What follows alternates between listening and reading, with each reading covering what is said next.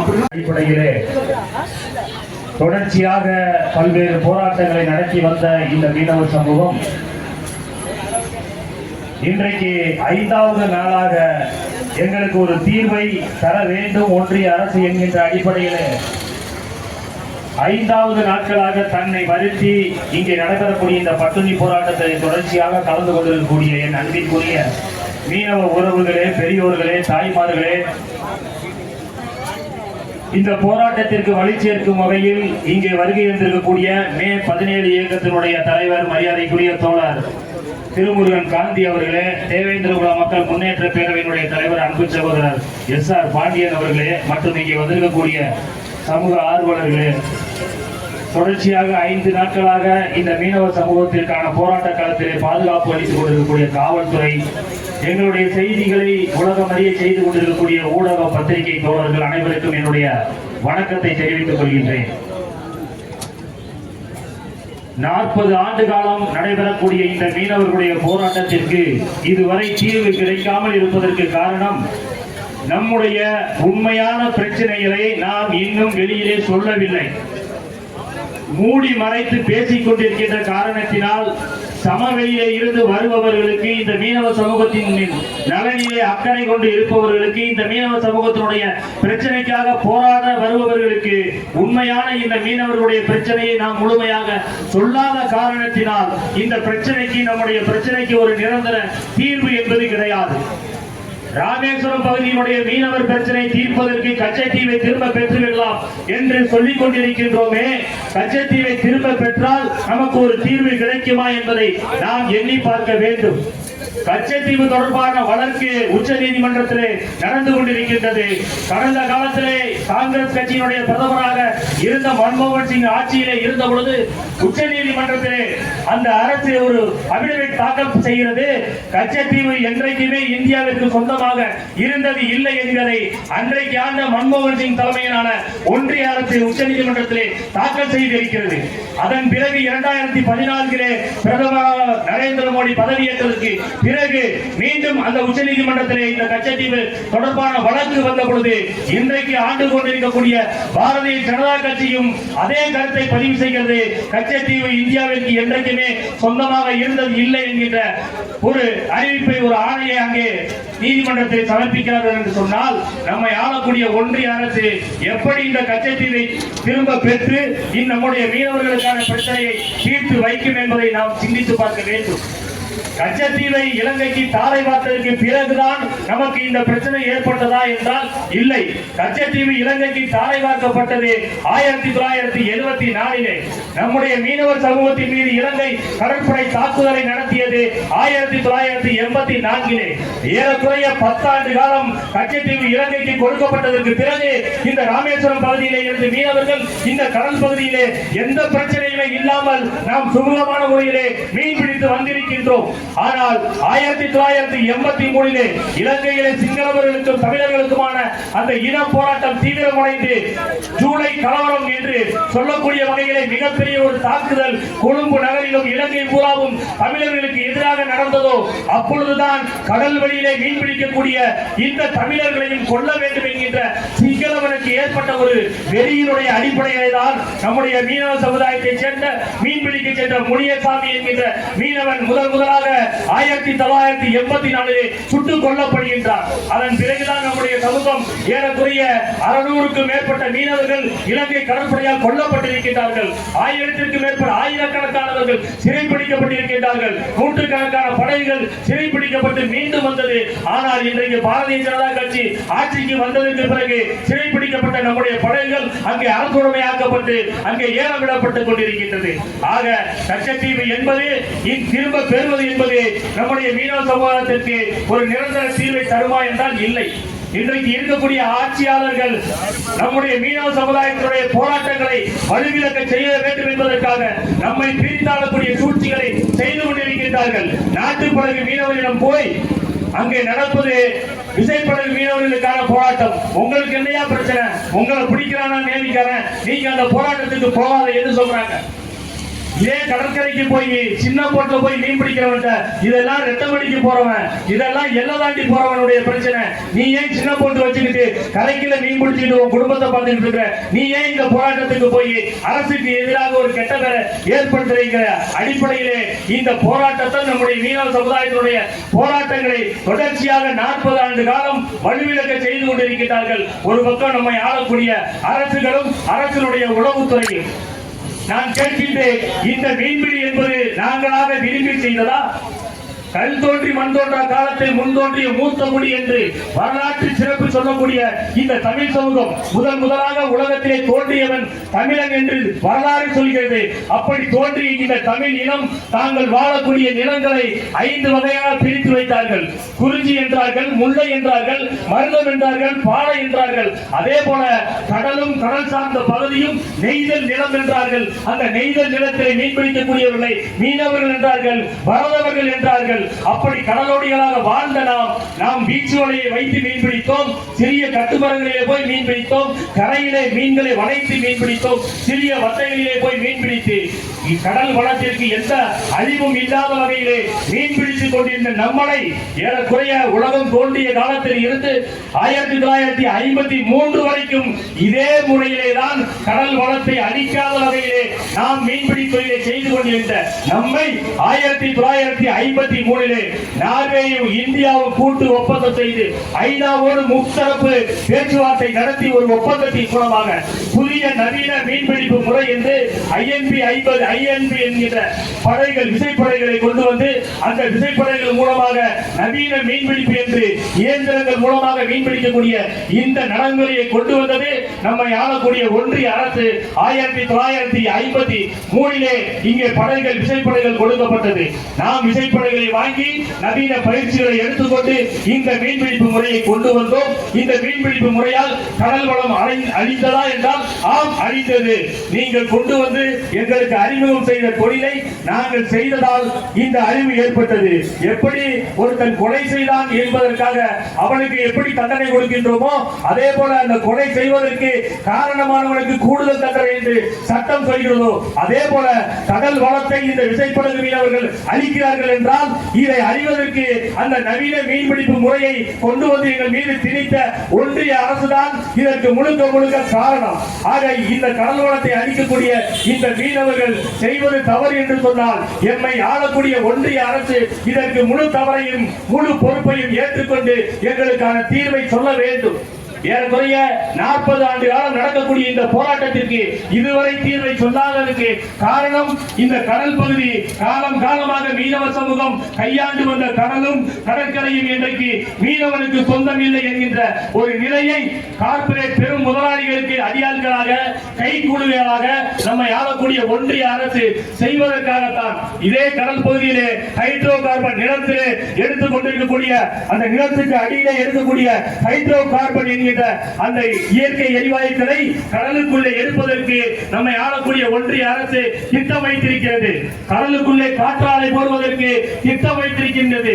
பல்வேறு கடற்கரை துறைமுகங்களை ஒரே துறைமுகங்களாக மாற்றி இன்றைக்கு இருக்கக்கூடிய பிரதமர் நரேந்திர மோடிக்கு எல்லா விதமான பணத்தையும் சப்ளை செய்யக்கூடிய அதானி அம்பானி போன்ற கார்ப்பரேட் பெரும் முதலாளிகளுக்கு இந்த கடற்கரை பகுதிகளை தாரை வளர்ப்பதற்கு நம்மை ஆளக்கூடிய ஒன்றிய அரசு திட்டம் வகுத்திருக்கிறது. அவர்கள் வழங்கக்கூடிய திட்டங்களுக்கு இங்கே கரையோரம் மீன் பிடிக்கக்கூடிய மீனவர்கள் இடையூறாக இருப்பார்கள். எனவே கடற்கரையில் இருந்து மீனவர்களையும் மீன்பிடி சமூகத்தையும் அப்புறப்படுத்த வேண்டும் என்பது நம்மை ஆளக்கூடிய ஒன்றிய அரசுடைய திட்டம். அவர்களுக்கு திட்டத்தை வகுத்து கொடுத்தது அதானி அம்பானி டாடா போன்ற கார்ப்பரேட் பெரும் முதலாளிகள் தான் பாரதிய ஜனதா கட்சி இந்த இந்தியாவை ஆளுவதற்கு அத்தனை விதமான பொருளாதார பணத்தையும் கொடுப்பது அதானி அம்பானி போன்ற பெரும் முதலாளிகள் தான். அவர்கள் சொல்லக்கூடிய அந்த திட்டம் தங்களுடைய தொழில் வளர்வதற்காக இந்த கடல் வளத்தை நாங்கள் கையிலே எடுக்க வேண்டும் என்று அதானி தமிழ்நாட்டினுடைய இந்தியாவுடைய பல்வேறு கடற்கரை பகுதியிலே துறைமுகம் அமைக்கின்றார்கள். இதே துறைமுகம் சென்னையில் இருக்கக்கூடிய எண்ணூர் பகுதியிலே காட்டுப்பள்ளி என்கின்ற ஒரு இடத்திலே ஒரு துறைமுகம் அதானி அமைக்கின்றார். அங்க துறைமுகம் அமைக்கின்ற இடத்திலே காலம் காலமாக அங்கே மீன் பிடித்துக் கொண்டிருந்த மீனவர்கள் படகு செல்கிறார்கள் என்று அவர்கள் நீதிமன்றத்திற்கு சென்று ஒரு வழக்கை போடுகிறார்கள். நாங்கள் வேலை பார்க்கின்ற இடத்திலே மீனவர்கள் இடையூறாக அங்கே மீன்பிடி வலைகளை போடுகிறார்கள். காலம் காலமாக நாம் பிடித்து வந்த அந்த மீன்பிடி இடத்தில் புதிதாக வந்து 5 ஆண்டுகளுக்கு முன்னால பாலத்தை போட்டவன் உச்ச நீதிமன்றத்தில் போய் வழக்கு போடுறான். நாங்கள் வேலை செய்கின்ற இடத்திலே மீனவர்கள் இடையூறாக வருகிறார்கள் என்று அந்த உச்சக்குடும்பி, அதாவது நீதிமன்றத்துடைய நீதிமான்கள் எல்லாம் அவர்கள் பாரதிய ஜனதா கட்சி RSS கையாட்களாக இருப்பார்கள் என்பதற்கு எடுத்துக்காட்டாக இந்த மீனவ சமூகத்தின் நலனிலே அக்கறை இல்லாத அந்த நீதிபதி ஒரு உத்தரவை போடுகிறார். பாலம் வேலை நடக்கக்கூடிய இடத்தில் இருந்து 2 கிலோமீட்டருக்கு அந்த பக்கம் தான் மீனவர்கள் மீன் பிடிக்க வேண்டும், இங்கே மீன் பிடிக்க கூடாது என்கின்ற ஒரு உத்தரவை நீதிமன்றம் சொல்கிறது என்று சொன்னால், உழைக்கக்கூடிய மக்களுக்கு ஆதரவாக யார் இருக்கிறார்கள்? நம்மை ஆளக்கூடிய ஒன்றிய அரசு இருக்கிறதா, அல்லது நீதிமன்றத்திற்கு போனால் அந்த நீதிபதிகள் உழைக்கக்கூடிய மக்களுக்கு ஆதரவாக இருக்கிறார்கள் என்றால், உழைக்கக்கூடிய மக்களுக்கு ஆதரவாக இந்த மீனவ கடலோடி சமூகத்திற்கு ஆதரவாக நம்மை ஆளக்கூடிய ஒன்றிய அரசும் அதனுடைய கையாளாக இருக்கக்கூடிய நீதிமன்றங்களும் இல்லை என்பதற்கான பல முன்னுதாரணங்கள் இருந்து கொண்டிருக்கின்றது. ஆகவே என் அன்பிற்குரிய உறவுகளே, நாம் ஒன்று திரண்ட ஒரு போராட்டத்தை முன்னெடுக்க வேண்டும். டெல்லியிலே எப்படி விவசாயிகள் போராடினார்களோ சொன்னார்கள், 56 இன்ச்சு மார்பு கொண்ட அந்த மோடியினுடைய அரசு சொன்னது, நாங்கள் போட்ட விவசாயிகளுக்கான திட்டத்திலே சட்டத்திலே ஒரு வார்த்தையை கூட மாற்ற மாட்டோம் என்று இந்த ஆட்டுக்குட்டி அண்ணாமலை கூட கொக்கரித்துக் கொண்டிருந்தார்.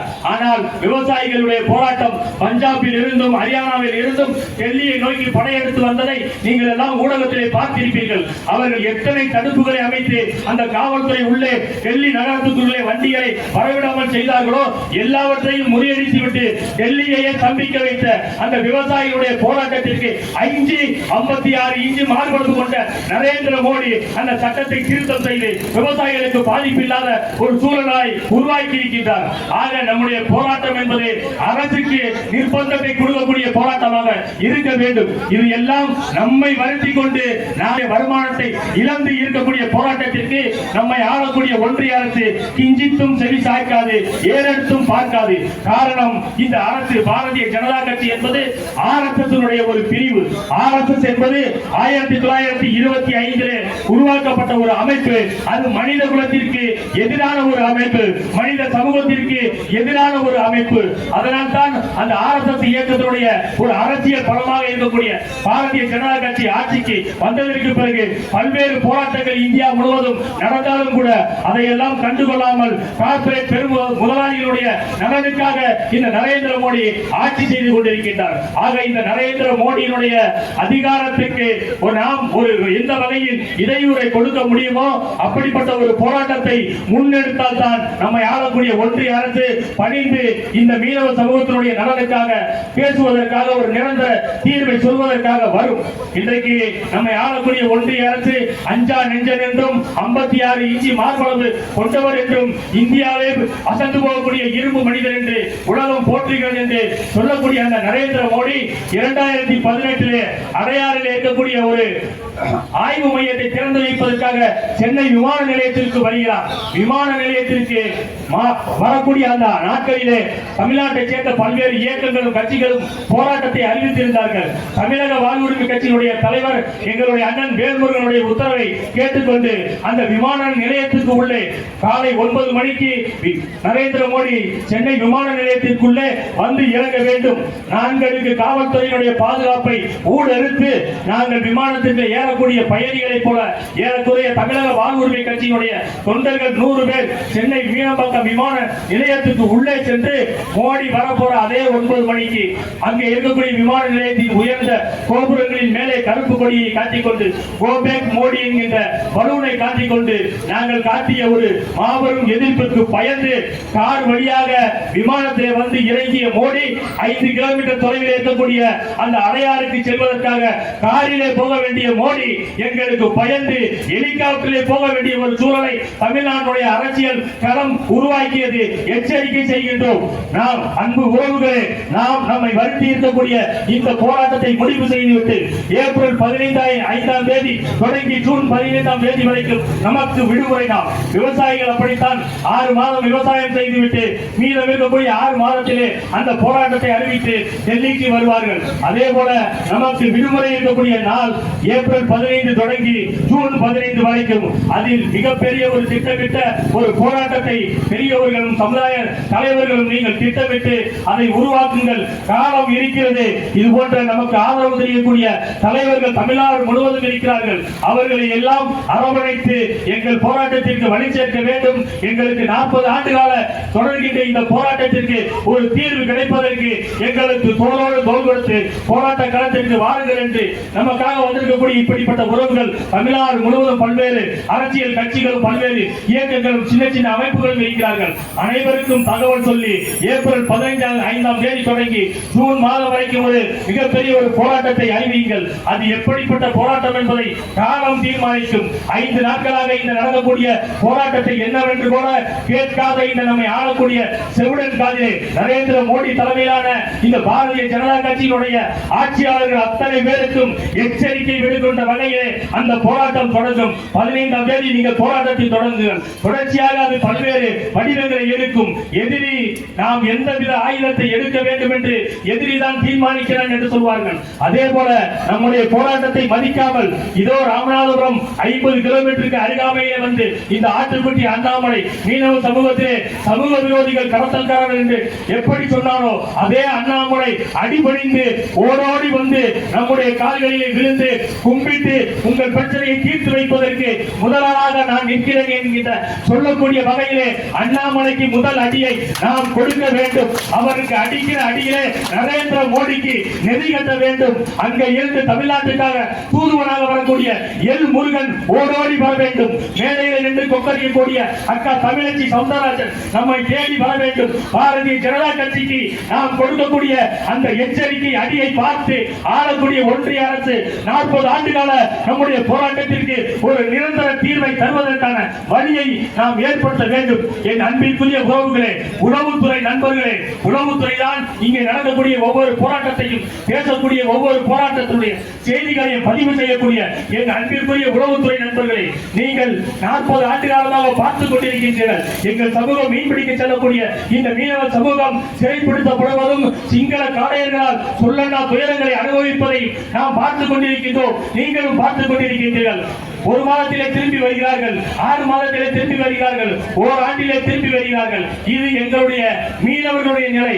ஆனால் எங்கள் தாய்மார்கள் அதை தாண்டி வெளியே தெரியாத ஒரு கொடுமையான கண்ணீரான வாழ்க்கையை வாழ்ந்து கொண்டிருக்கின்றார்கள். இந்த படகை வாங்குவதற்காக அவர்கள் கையேந்தி நிற்கின்றார்கள். அந்த படகை திறந்தோறும் கடலுக்கு அனுப்புவதற்காக, அந்த பணத்தை திரட்டுவதற்காக, பழுதான படகை வேலை செய்வதற்காக இந்த சுய உதவி குழுக்கள், மைக்ரோ பைனான்ஸ் என்று சொல்லக்கூடிய தனியார் நிதி நிறுவனங்களை கையேந்தி வாங்கிய அந்த பணத்தை திருப்பி கட்ட முடியாமல், ஒருவேளை எங்கள் மீனவன் சிறைப்பட்டு இலங்கையில் இருந்தால் திரும்பி வருவது வரைக்கும் எங்களால் பணம் கட்ட முடியாது என்று சொன்னாலும் கூட, எப்படி நம்மை ஆளக்கூடிய பாரதிய ஜனதா கட்சி மனச்சாட்சி இல்லாமல், நரேந்திர மோடி உள்ளிட்ட அத்தனை பேரும் மனச்சாட்சி இல்லாமல் இருக்கிறார்களோ, அதே போல மனச்சாட்சி இல்லாத அந்த நிதி நிறுவனத்திலிருந்து வந்து வசூல் செய்யக்கூடியவர்கள் அதிகாலையில் 5 மணிக்கு நம்ம வீட்டு வாசல்ல வந்து நின்று தாய்மார்களை மிரட்டி, நீங்கள் பணத்தை கொடுத்தால் வீட்டை விட்டு போவோம். பக்கம் பக்கத்தில் உள்ளவங்க எல்லாம் நம்மளை வேடிக்கை பார்க்கக்கூடிய வகையிலே, அக்கம் பக்கத்தில் உள்ளவங்க எல்லாம்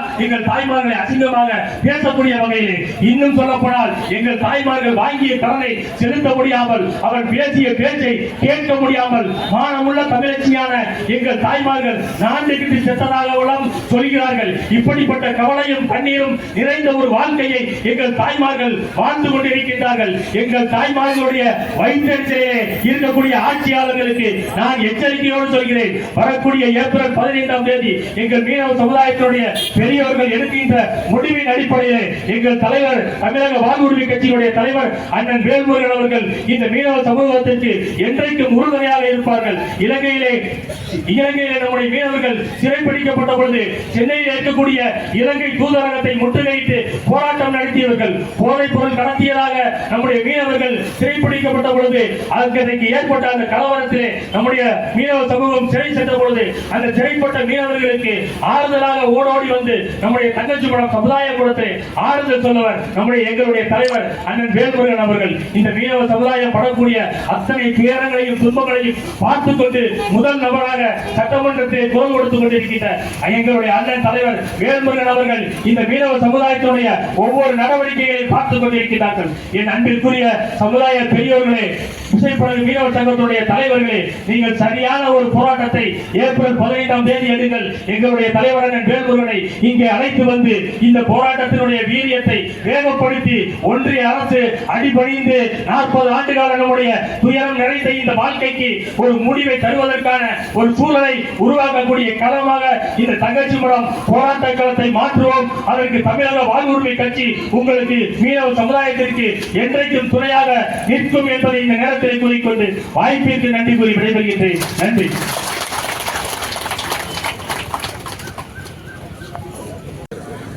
அடிப்படையில் தமிழ்நாட்டு மீனவர்களுடைய மீன்பிடி உரிமையை உறுதி செய்கின்ற வகையில் மோடி அரசு அதற்கான ஒப்பந்தத்தை இலங்கை அரசோடு மேற்கொள்ள வேண்டும். ஆனால் திட்டமிட்டு இந்திய அரசு கடந்த 45 ஆண்டுகளுக்கு மேலாக இந்த ஒப்பந்தத்தை செய்யாமல் தவிர்த்து வருகிறது. இலங்கைக்கு சாதகமாக இந்த செயலை செய்து வருகிறார்கள் என்ற குற்றச்சாட்டு வைக்கின்றோம்.